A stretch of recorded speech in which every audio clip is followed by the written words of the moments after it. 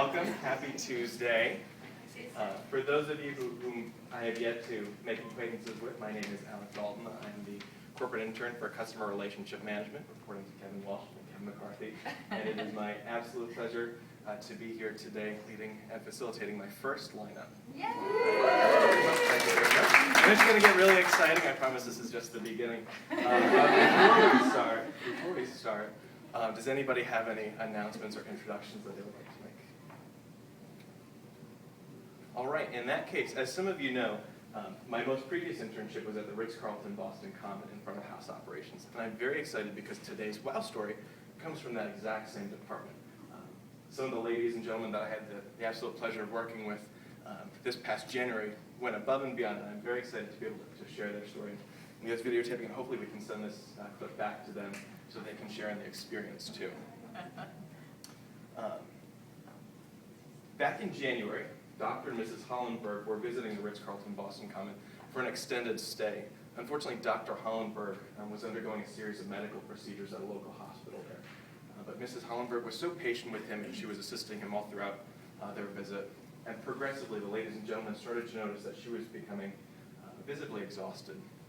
And obviously, we don't want that to be the case at any Ritz-Carlton property. One day in January, she came down to the front desk and spoke with a gentleman named Eric Musser, who actually trained me at the front desk, and informed Eric that she was very excited to watch the Golden Globes the following evening. And unfortunately, she didn't want to disturb her husband, so she wanted to know what they could do to help her out in that difficult situation. So Eric was, of course, very excited in the true fashion of a gentleman. He wanted to make a blockbuster moment for her. He got her a deluxe room the following night. But that wasn't the only thing that he did. He worked with Sasha, another lady who worked in the front of house. And incidentally, she worked at a previous Golden Globes awards ceremony. I really wish I got a chance to work with her. It sounds really cool. But together, they put together this incredible experience. They created a VIP invitation that they designed and delivered to Mrs. Hollenberg later that day.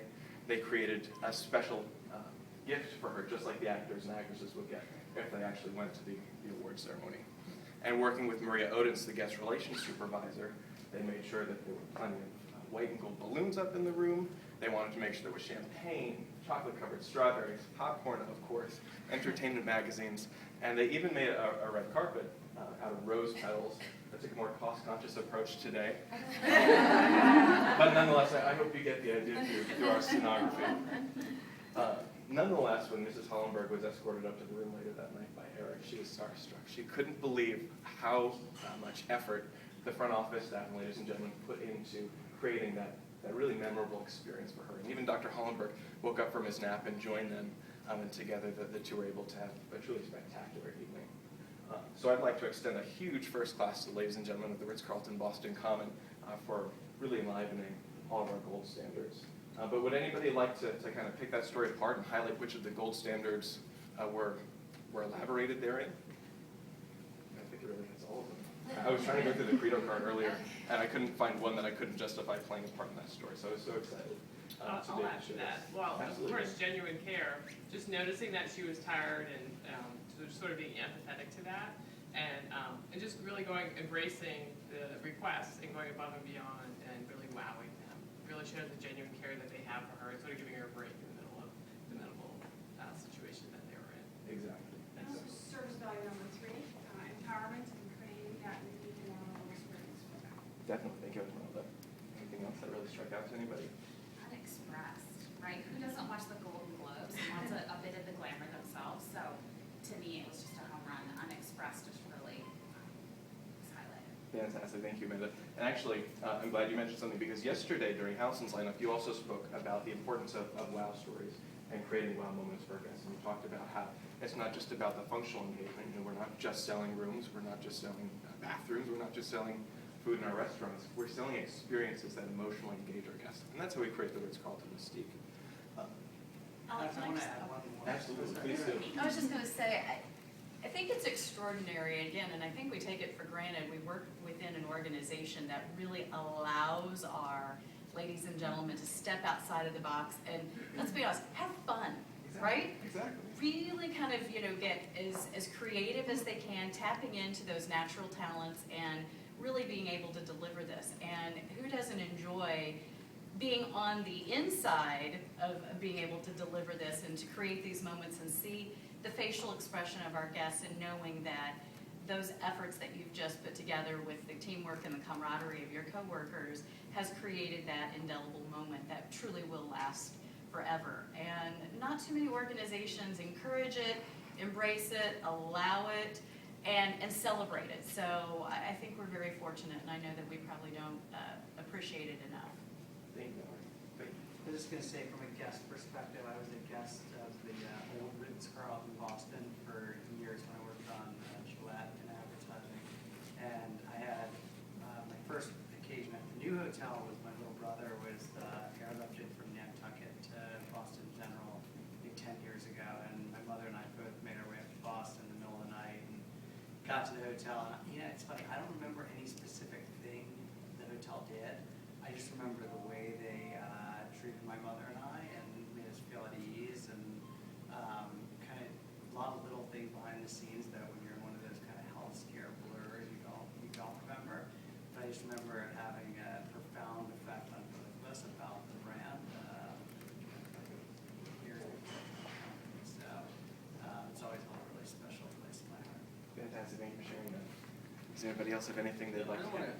Mr. Russell? Prolong the lineup, but I want to add that the most important thing is what employees in any organization, they think that what kind of business they are. If you look at the Starbucks and their chairman in the interview, I've mentioned this before, when they talked to him, he didn't say we are in the coffee business. He clearly stated we are in the experience business.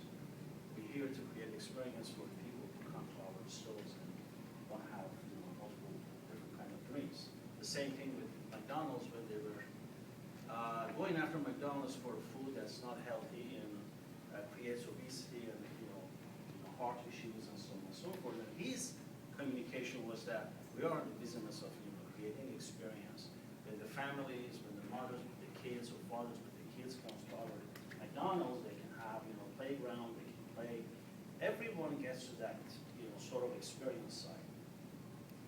In our company, when we do orientation with the new hotels for new employees, we talk about we're not the hotel business.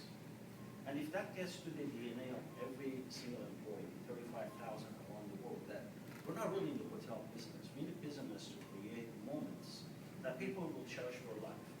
And if that really truly gets driven in the DNA of every single employee, and they know that every time they come to work, and besides the functional responsibility that we kindly refer to, their role is to create that moment. And that moment, it doesn't have to be so big. I mean, clearly here in Boston, they went a long way, they prepared very well, and they created that moment. But it can be a simple greeting. I go to, I have to give this example. We have a general practitioner that my family and I use for the last 10 or 12 years. Throughout this 12 years, he finds out what I do. He asked me, what do you think about our practice? It's about 10 physicians and probably 10 or 15 staff, a big operation in Reston. He says, what do you think we can do? I said, you wouldn't like it if I tell you. No, please tell me. I'd really like to know, with everything happening in the healthcare, tell us, what do you think about our practice? I said, okay, I tell you. First of all, when I walk to your place, your carpet is so dated. It reminds me, 30, 50 years ago. And the flowers are plastic, and the newspapers are irrelevant papers that you have put here, and the magazines. Your staff, they do not even smile and welcome you. But they ask you, the first thing they ask you, who you're visiting today, which doctor. And then the next thing is say, write down here, your name and the time and write. I said, what happened to a simple greeting? What happened to your place to be much more, a carpet that's more colorful and more bright and brings in light to your room? And your staff to be pleasant and welcome, the guests. And what if you put some coffee here, or some tea, or some water, or something, while people are waiting? He looked at me, and I said, I did tell you you're not going to like it. So it is the same thing you go with a lot of places. We've got to create that moment with our, with our guests. The moment they come in inside the Ritz-Carlton, they have to feel, they have to see all the senses, have to be enlivened the way that they know they are in a different place. They are in a different place. One step from outside to inside has to create that, which is the first moment the doorman, the bellman, interacts with the guest, which brings about the 3 steps of service, and that's why it is so important. So I mean, this is a great comments everybody made. I couldn't help not to share this. Thank you so much. Did you send him to the leadership senate? I recommend it. Jill's right there. I recommend it. Alyssa, I talked to Alyssa and Jill about my dentist. That's another step. We'll take them. Send them. Thank you very much, Mr. Crosby. Does anybody else have anything they'd like to add before we move on? All right. Well, everybody was absolutely right. This company is built by ladies and gentlemen just like you or our colleagues that work on property. We have dream designers, we have experienced experimenters, and memory makers that make up the Ritz-Carlton.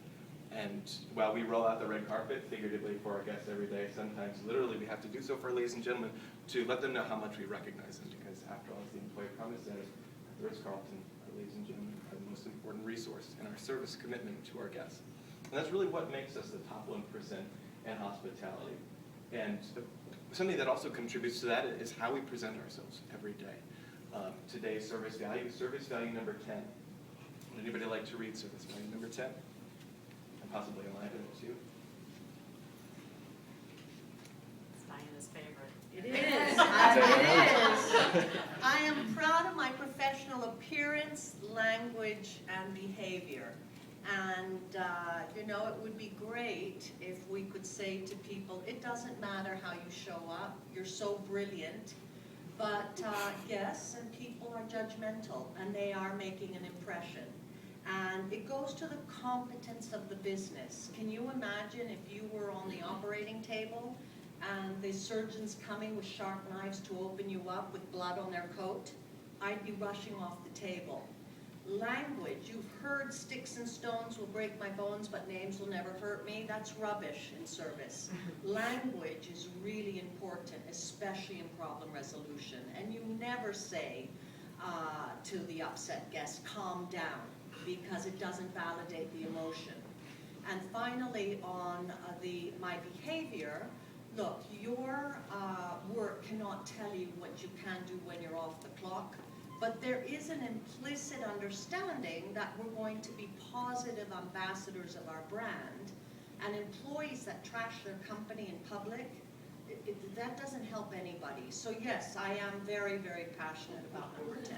Fantastic. Thank you so much, Diana. And the Oscar goes to you.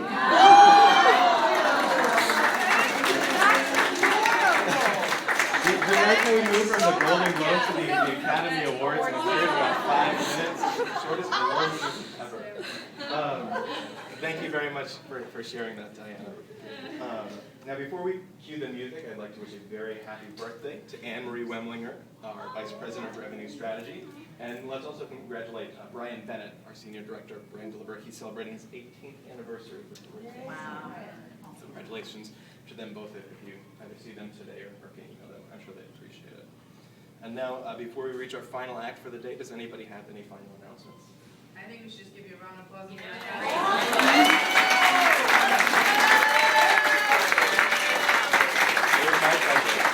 I am going to steal experienced experimenters and memory makers. It's a good golden nugget. Thank you. My pleasure, absolutely. Well, thank you very much.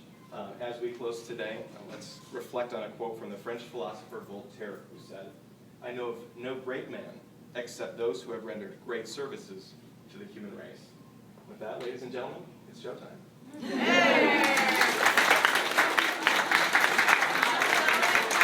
have popcorn here. There's gluten-free right there.